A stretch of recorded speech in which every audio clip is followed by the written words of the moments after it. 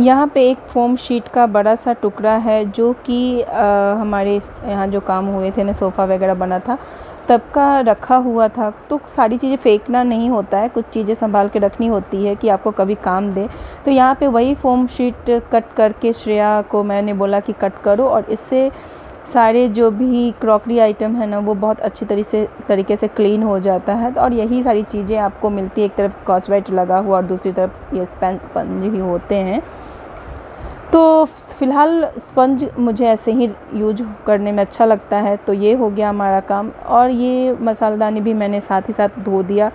2-3 खाली थे तो और 3 को दूसरे मसाले को दूसरे में ट्रांसफ़र कर दिया। और मैं हमेशा मेड के ऊपर मैं डिपेंडेंट नहीं होती है कि वही करेगी तो क्लीन होगा, नहीं।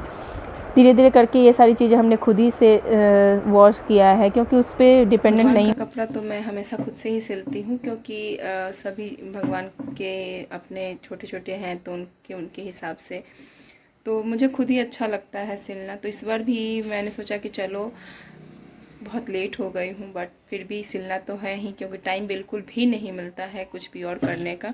तो मैंने सोचा कि चलो करते हैं। और कपड़े और लेस मैं लेके आई हुई हूँ, तो इस बार मैंने थोड़ा लाइट कलर का लिया है। तो ये है क्लॉथ, बहुत सुंदर मुझे लगा। हर बार तो पीला ऐसे मैं रखती थी, पर इस बार मैंने थोड़ा चेंज किया है। हम लोग दोनों ही गए हुए थे तो हम दोनों के पसंद से इस बार लिया है मैंने क्रीम कलर। और ये लेस मैंने 2 तरह की लेस ली है, एक ये है और दूसरी है वो है, मैं दिखाऊं, तो दोनों ही लेस डाल के और फिर मैं सिलने की कोशिश करूँगी। 2 तरह से मैंने कपड़े सिले हैं भगवान के। एक तो ये है इस तरह से सिंपल सा, बस एक चादर जैसा, और दूसरा पूरा ही लहंगा सिलो। तो इस बार मैंने सोचा है कि पूरा लहंगा ही सिलते हैं, ऊपर नीचे दोनों। देखते पर उसमें लहंगा वाले में क्या पूरी मूर्ति ढक जाती है, तो फिर कभी कभी ऐसा लगता है कि यार क्या है, थोड़ा सा दिखना भी चाहिए मूर्ति, तो ऐसा इस वजह से। बट इस बार सोचा है कि चलो बहुत टाइम से मैंने ये किया है, क्योंकि पिछले साल मैंने प्लेन सिला था तो इस बार लहंगा वाला सिलते हैं, तो वही है। तो फटाफट मैं अभी कट करती हूँ और सिलती हूँ, देखती हूँ आपको कि कैसे बनता है देख के। और फिर मैं बना रही हूँ भगवान के कपड़े। तो ये जो है एरिया वो पीछे रहता है, ये जो है ना फ़ोटो बड़े बड़े हैं ना उनकी कवर के लिए है। तो ये पोर्शन भी पीछे रहेगा, और आगे का जो भाग है उस पे लेस लगाऊंगी और फिर स्टिच करूंगी। तो ये एक बन गया है। तो ऐसे ही करके मैं सभी फ़ोटो का पहले ले लूँगी, उसके बाद काट लूँगी, उसके बाद मूर्तियों का फिर धीरे धीरे करके कर लेंगे। मैं कपड़े खुद से ही सिलना प्रेफर करती हूँ, क्योंकि छोटे से बड़े जितने भी भगवान का जो भी साइज है हमारे मूर्तियों का, उसके हिसाब से मैं खुद से ही स्टिच करती हूँ, तो मुझे अच्छा लगता है।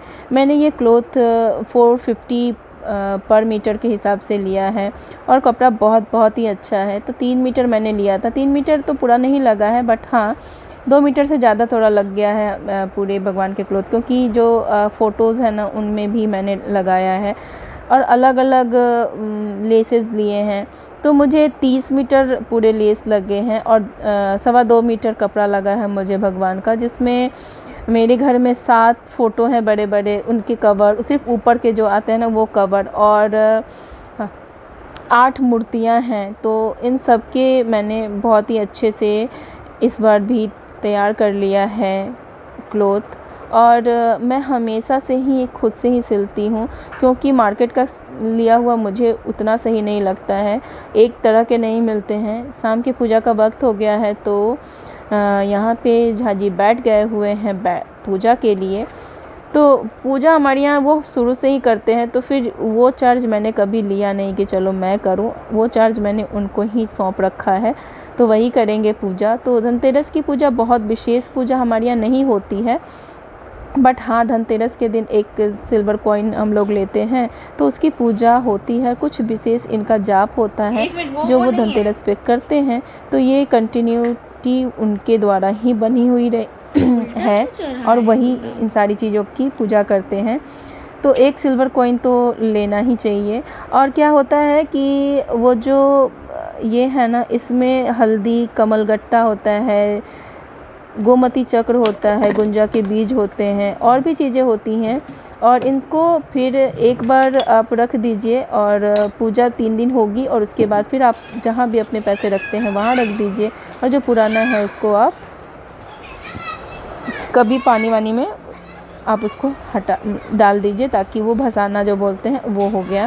तो ऐसे करके मेरे यहाँ पे सारे कपड़े, सच पूछिए तो बहुत ही ज़्यादा ही टाइम लग गया, क्योंकि मैंने जब लिए थे तो मैंने 15 मीटर ही लेस लिया था और लास्ट में मेरे सारे लेस ख़त्म हो गए थे। हस्बैंड मेरे पूजा पे बैठे हुए थे तो मैंने बोला कि चलो मैं लेके आती हूँ, और मैं फिर निकल गई मार्केट लेस लेने के लिए। और पूरा मार्केट जो है ना वो दिवाली में इतना ही अच्छे तरीके से सजा हुआ है कि हर तरफ सिर्फ रोशनी ही रोशनी दिख रही है। मार्केट में भीड़ शोर चारों तरफ दिख रही है, लग रहा है कि सच में दिवाली आ गई हुई है। और ट्रैफिक भी है, स्वाभाविक सी बात है कि ट्रैफिक होगी ही। फ़िलहाल हम लोग पहुंच गए, 2-3 दुकान घूमे पर वो लेस मिला नहीं।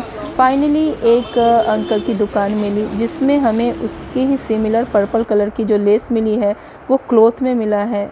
आगे क्या करेंगे वो घर जाके ही आपको पता चलेगा।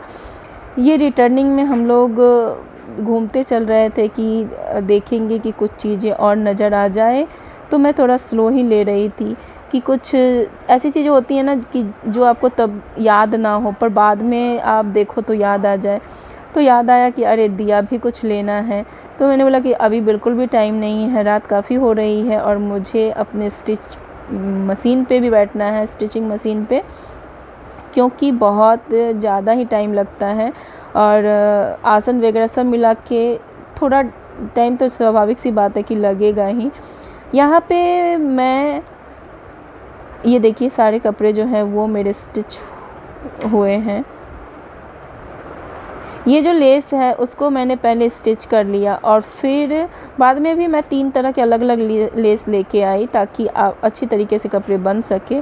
और ये जो भी भगवान है उन सब के लिए अलग अलग साइज़ के और शेप के हिसाब से लिया है। कुछ में मैंने डोरी रखी है जो बांधने वाला है, कुछ में नहीं रखा है। तो जब ये भगवान को पहनाऊँगी ना तब आप देख लोगे कि कितनी अच्छे तरीके से वो बना है, कितना सुंदर लग रहा है। हर बार मैं लाल पीला नीला हर तरह का लिया है, पर इस बार थोड़ा सा सोबर कलर लिया है मैंने। यहाँ पे लाइटिंग का काम चल रहा है, ऋषभ और ऋषभ के पापा मिलकर लाइटिंग का काम कर रहे हैं, क्योंकि ऑलमोस्ट सभी जगहों पे लाइटिंग लग गई हुई है। बस हमारे घर में नहीं लगा हुआ था, क्योंकि हम सब बिजी पर्सन इतने थके हुए रहते हैं कि बस इधर टाइम हो गया है 10 बजे और 10 बजे ऋषभ को गोलगप्पे खाने थे जो कि घर में पड़े हुए थे। तो मैंने बोला कि चलो मैं तल देती हूँ। उसको नानी माँ की याद आ रही थी कि नानी माँ ने जो दिया था गोलगप्पा है वो ही तल दो। मैंने बोला कि ठीक है चलो। ये काफ़ी टाइम से मेरे पास में है, लगभग 1.5-2 सालों से है। एक बार में ही मैं 1-1.5 kg मम्मी ने दिया था तो वो ही काफ़ी टाइम तक यूज हुआ। बट ये उतना सॉफ्ट नहीं होता है, हार्ड होता है, तो थोड़ा ज़्यादा आप इसको खा नहीं सकते हैं।